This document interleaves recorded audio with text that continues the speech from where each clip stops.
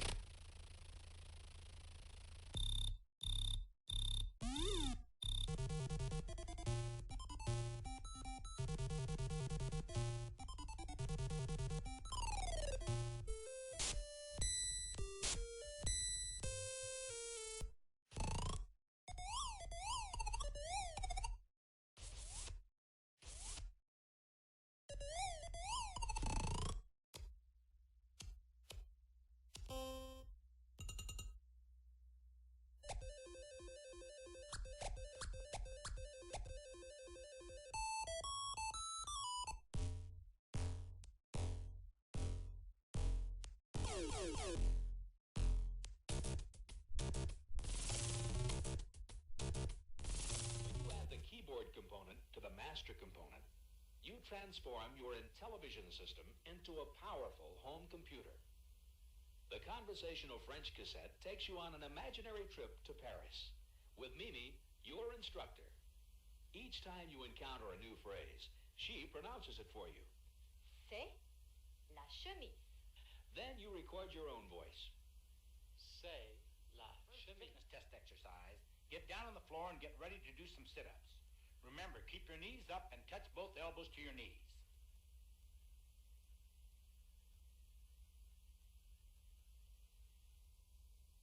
The stock analysis cassette uses the time-tested point and figure method of stock charting to help you monitor the performance of your investment portfolio. Mattel Electronics presents Tiger's 6 o'clock.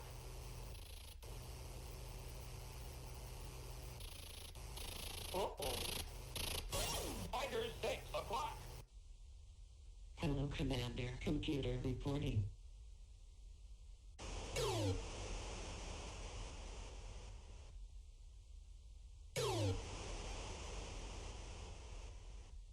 Shield. Lumber down. Under repair.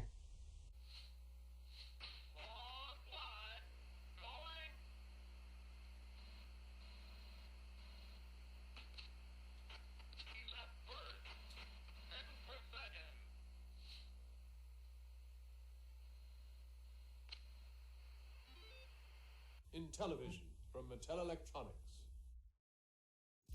Hey folks, Crazyclimber80 here again, and eventually we're going to look at my 20 from the Mattel Electronics Intellivision system series, but first let's take a look at that system itself.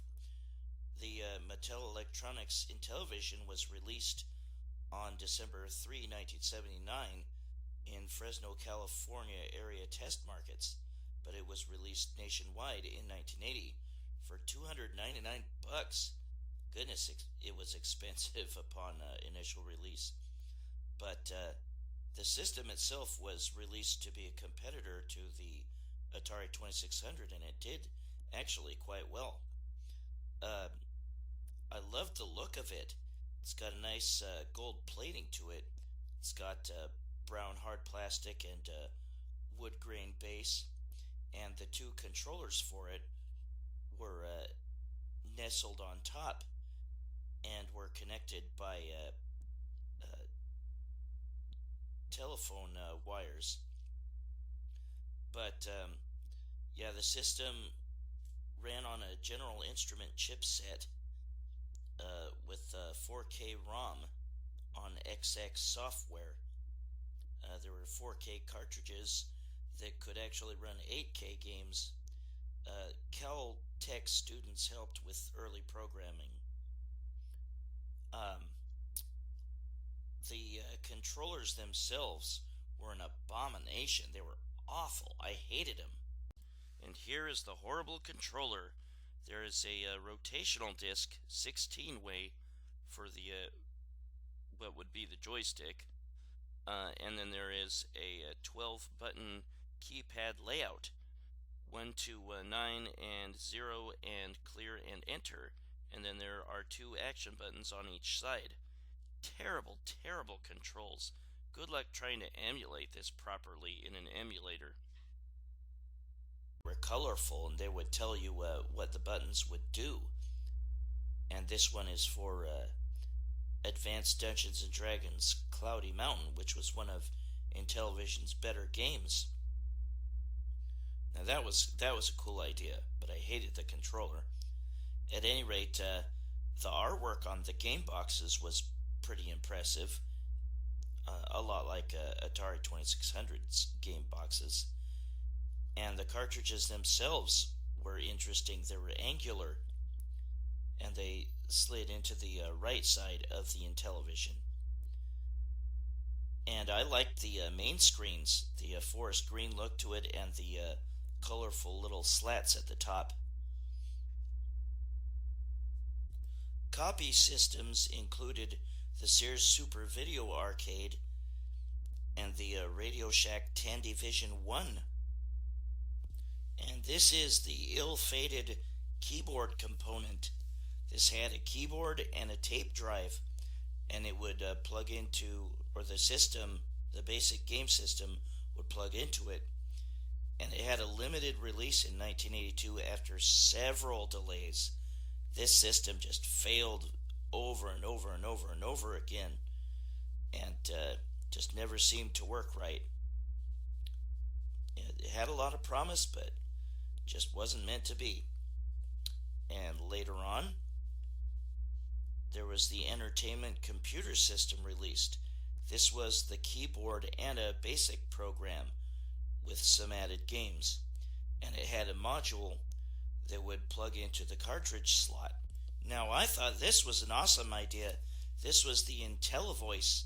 This was released in 1982 for $79, and this gave speech synthesis to 5 different games. And the voices actually sounded kind of cool for early 80s. The games that could be played with it were B-17 Bomber, Space Spartans, Bomb Squad, Tron Solar Sailor, and you could also play US or World Series Major League Baseball with it, or you could play it without the voices. There was also an Intellivision 2 released in 1983, a scaled down model. It was smaller and cheaper, and it had longer cords for the controllers. INTV Corporation bought the rights from Mattel for the Intellivision in 1984 and released a similar looking INTV System 3. There was also a Super Pro system released. An Intellivision 3 and later an Intellivision 4 were planned but were shelved. There was also plans in 1989 for the INTV Corp and World Book Encyclopedia to team together on a Tudor Vision, but that was also canceled. The later system, the Mattel Aquarius, played many of the same games popular on Intellivision, but was not really related to the Intellivision. Some final thoughts on the Intellivision. In 1982, their programmers were publicly called the Blue Sky Rangers to prevent them from being hired by Atari. There were 10 launch titles. There was 1,456 bytes of RAM and a 16-color palette. There was a play cable designed in 1980 to allow for downloadable games. Very innovative for its time. Unfortunately, from what I heard, didn't really work all that well.